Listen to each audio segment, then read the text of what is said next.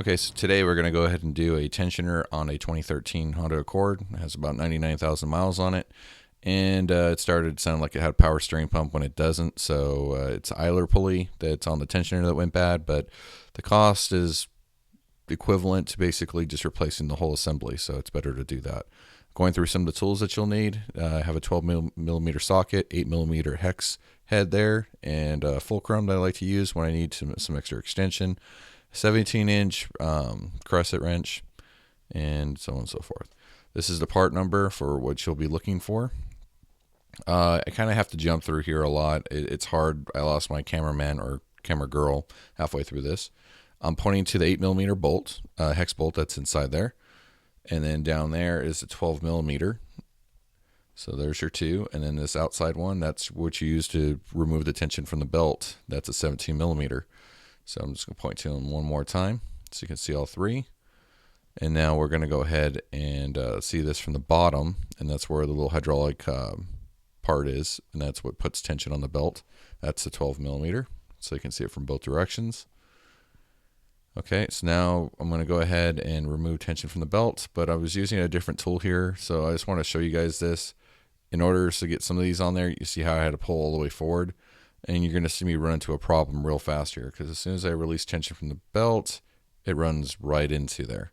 So now it's stuck, so I'm going to have to put that back. So I ended up having to use a crescent wrench. I have a serpentine removal tool, but I wanted to show that you could use a crescent wrench in order to get this off. Just regular hand tools versus having to go out and buy a tool.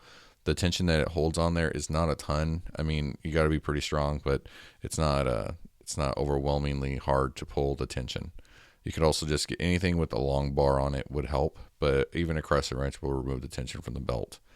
Like I said before, the car has 99,000 miles on it. It sounded like a whine from a hydraulic power steering pump. And it got bad fast, and I would suggest not ignoring it, because if that comes apart, that bearing will eventually fail and you're going to lose your serpentine belt. It also adds undue stress to the engine, especially at idle, where it's trying to turn against the bad bearing, so that can also cause problems as well. Okay, so I went ahead and I've removed it, and I'm not going to pull the belt all the way away. I'm going to turn the pulley just to make sure it's bad, and it is. It's grinding as I turn it. Sorry, I had to cut sound out of this because it's just too much background noise. So I'm going to go ahead and tuck the belt away. The belt could be replaced, but I'm not going to do it at this point. I just need to get this replaced because I have to get back to work. So this whole job took about an hour, and that includes videotaping. And obviously that's a big pain when you're trying to do this. I know now my hand's in the way. This is my daughter recording, but she doesn't know not to, have my hand right there, but you can see what I'm doing. This ratchet I'm using is a special ratchet too. If you twist the end, it actually turns the end. It's made by Cobalt. It's available at Lowe's. It actually helps a lot when you're in these tight spots. So I'm showing you the bottom of the tensioner now, where I removed that 12 millimeter bolt, and I just accidentally knocked it out. Now, I'm going to go ahead and tell you this from what I just learned. There's a lot of little crevices down there that it can catch that little bolt. So it suggests shoving a rag down there so that if anything does fall, it gets caught in the rag and doesn't fall into the frame rail, because it's a pain in the butt to find. Okay, so now I'm on to the next bolt. That's the hex bolt right there, the Allen key. That's an 8 millimeter. I went ahead and took that out. Sorry, now I'm recording myself, so it's a little more difficult. And this is just showing you don't have to take the alternator out, but you can't take it out with one hand either, because I'm sitting here with one hand on the camera. One hand trying to remove a tensioner, that's not going to happen. Once I got two hands, I was able to remove it. Now you want to go ahead and compare the two parts. Make sure you have the correct part, and you'll see that the 8 millimeter bolt is still kind of sticking out there. You'll go ahead and have to put in the other one. I'm sorry, I'm showing you guys the when the tensioner is out, what it looks like when the tensioner is out of there.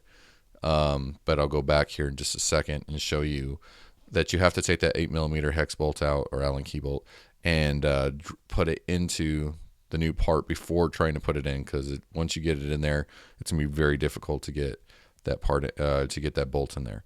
Be careful. You have an AC line that runs right there. You can disconnect it, but you don't, because it has little two holders on it that you can remove to get it out of the way. But you really shouldn't have to. If you just take your time and maneuver it in there properly, it'll go in all right. So I'm gonna put that 12 millimeter bolt in. Sorry, I know it's jumping around. Like I said, I was doing this myself, and I'm running out of time because I have to get back to work. So that's the bolt started. I was able to start with my hand pretty easily. I have big hands, and I was still able to get it in there okay. So don't tighten either bolt up until you have them both in, because if you tighten one up, then you're going to make it hard to get the other one in.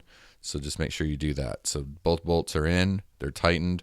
You can use Loctite if you want to, but you should be able to just tighten them up good, and it should hold. So that's kind of the key there.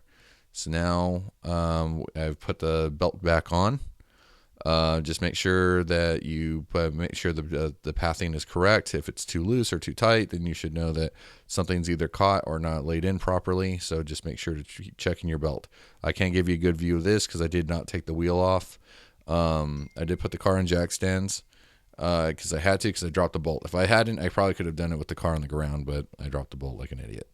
Here's your part again, and if you have any questions, ask below, but it's pretty straightforward, and you're probably going to have this problem because it seems like it's pretty common. So that's it. Like my page and check out my other videos. Thank you.